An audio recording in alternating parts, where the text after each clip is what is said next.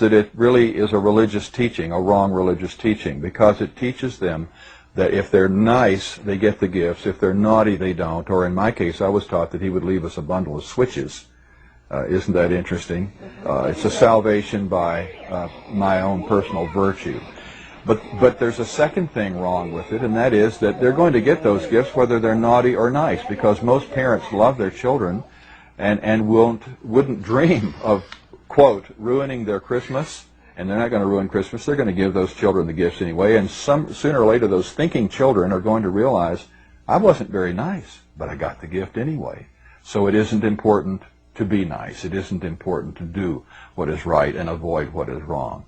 German immigrants coming to America during the 1620s tried to influence the New World with the stories of St. Nicholas and his gift-giving companion, Knecht Ruprecht. But somehow the idea just didn't take hold until almost 200 years later.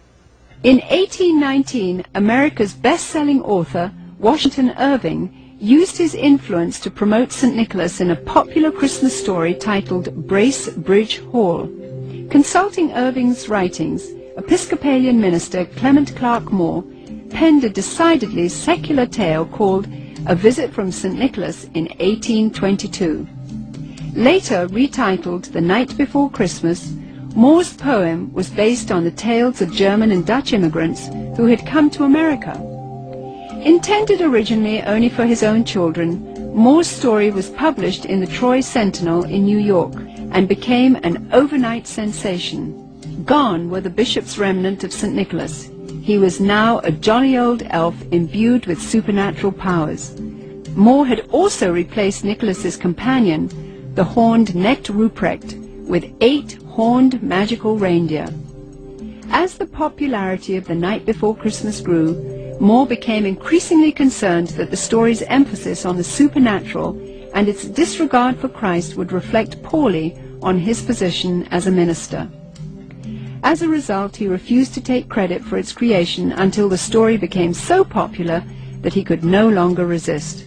40 years later, illustrator Thomas Nast, political cartoonist for Harper's Weekly, seared the image of Santa Claus into the minds of the world by creating a drawing which combined Moore's jolly old elf with images of St. Nicholas taken from his own native Bavaria.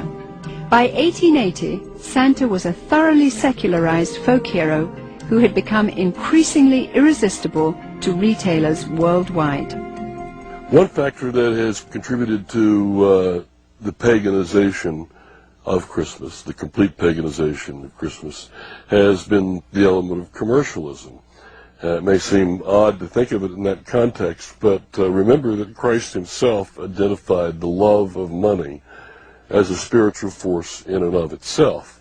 And where it comes into play, it has a kind of naturally hostile effect on the gospel and the Christian faith.